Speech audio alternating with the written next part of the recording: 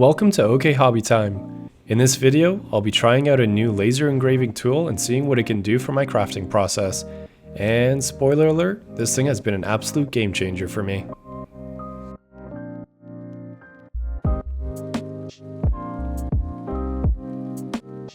Creality reached out to me and asked if I'd be willing to try out their new product, the Falcon2 22-watt laser engraver. If you're familiar with the channel, you know I love my tools and seeing how far the crafting process can be pushed. I gladly accepted the laser engraver as I've always had my eye on these types of machines. Before we jump in, I want to acknowledge a group of my audience that watches these videos for tips on making cost-effective terrain pieces for their tabletop games. A tool like this would be out of reach to those, similar to the Proxxon hot wire cutter and 3D printers. I want to emphasize that these types of machines are not necessary to enjoy this hobby of ours. I want to make sure I'm being inclusive, which is why I'll be releasing a foundational series of videos dedicated to those looking for cost-effective solutions. My first thoughts when opening up the laser engraver were great. Everything was nicely packaged and the setup was minimal. The only thing that needed to be attached were the legs and the laser module. Overall, a very easy assembly. The first project I worked on was this cobblestone texture. I wanted to engrave this pattern into foam to see if I could make some quick walls or roads. When I first received the laser, my mind went immediately to MDF as the material to use. But then I realized why not incorporate this tool into my current crafting process with XPS insulation foam. This ended up working very well. This was my first time laser cutting foam, and I realized there was going to be some trial and error when getting the right settings. It was also at this point that I realized I should be using vector artwork rather than engraving JPEGs. I made a test print that would allow me to trial a range of speeds and laser strengths. One of my favorite features of this machine is its ability to frame the job before beginning. The module emits a tiny light that moves around the perimeter so you know if your material is in the right place. I learned quite quickly that it doesn't take much power to cut through the foam. I completely annihilated this piece with the current settings. For my next test, I kept the power in range from 50% to 100%, but I increased the speed by quite a bit. This worked way better, but I noticed there's still room for improvement. So I did another test, this time with the speed increased even more. And it was at this point that I found the settings that I thought worked best. Once I had my settings, it was time to start my first build. I thought it'd be very fitting to make a laser cut version of one of my medieval ruined buildings. Similar to MDF terrain, the designs are all created online in vector software, in this case Adobe Illustrator, and then sent to the machine to be cut out. I'm a big fan of this way of working since I use this type of software every day for my full-time job as a graphic designer. The vector file is then brought into Lightburn to be exported out as G-code, the file type that is read by the engraver. This is then saved to a micro SD card and placed into the machine. The machine automatically reads the latest G-code file on the card as a file to select. Each of my walls were created as individual files. If I was to refine this process, I'd place multiple walls on a single sheet to speed up the build. The laser engraver's ability to cut fine detail into XPS foam really impressed me.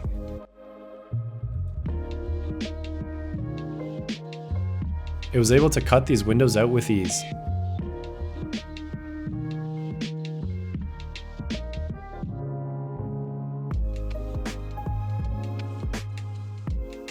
The great thing about using foam is that I can still create some really nice texture on these pieces.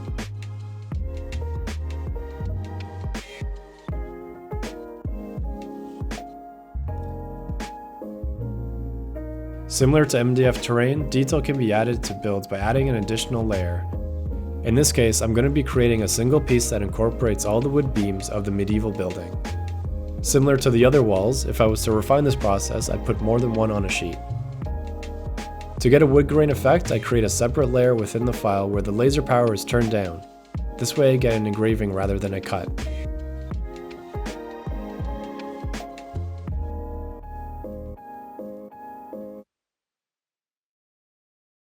The entire piece can then be slotted onto the first wall piece, creating my final wall. The wood is also given some texture with rolled up tinfoil to make it look more weathered.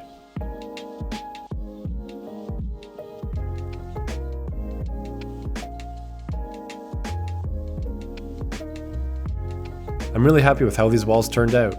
By just combining two faces, they have a bunch of dimension.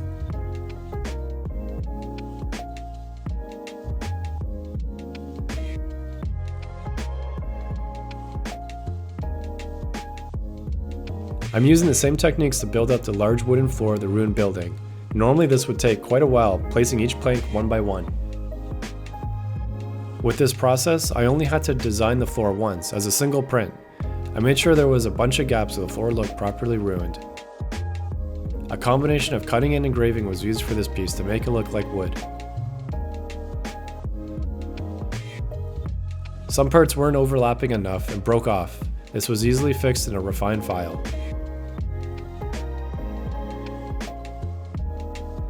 With all the wall pieces cut out, it was time to assemble.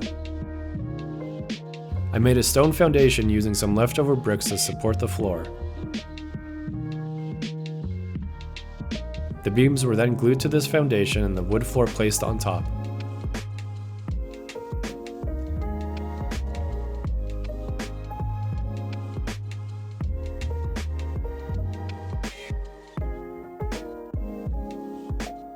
I created another floor frame for the second story and left it to dry completely before moving on. The great thing about using foam is that it can be cut down easily with a hot wire cutter. This is really helpful for creating ruins.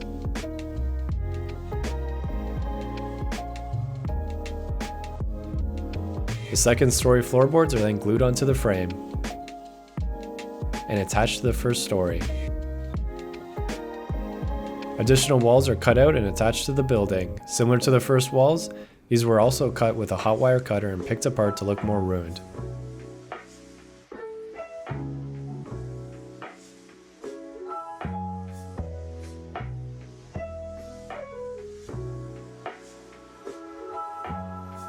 I added a vertical beam under the second story for some additional strength.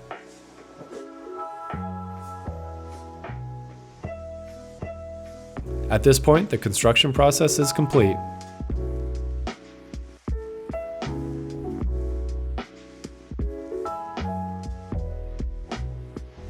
It's time to paint. The first step is to base coat the entire build in black. I'm making sure to do a complete coverage so any spots that aren't painted later on will look like shadows.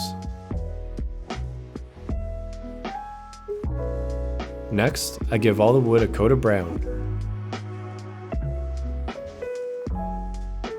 The deep grooves in the wood were left black to maintain depth. The walls were painted in off-white, not worrying too much about covering the wood here since I'll be going over it shortly after.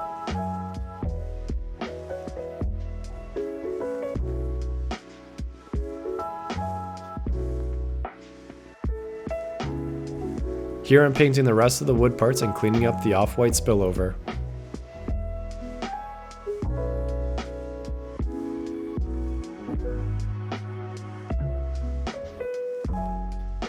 I painted the foundation stones in a range of greenish grays.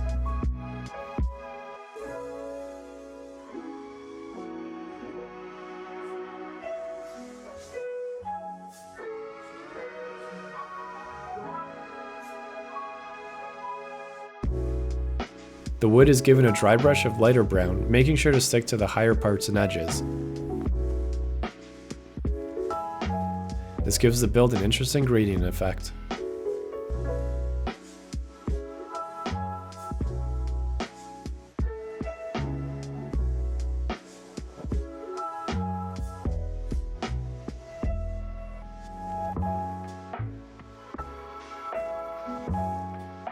I'm grounding up soft pastel and placing this into corners, edges, and anywhere else I think some added color would look good.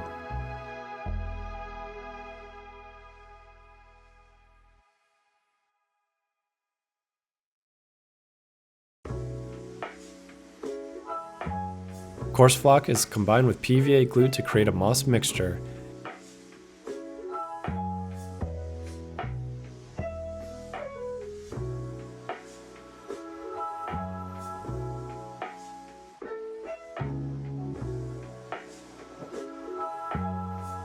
This is then applied all over the ruined building to give the build some more contrast.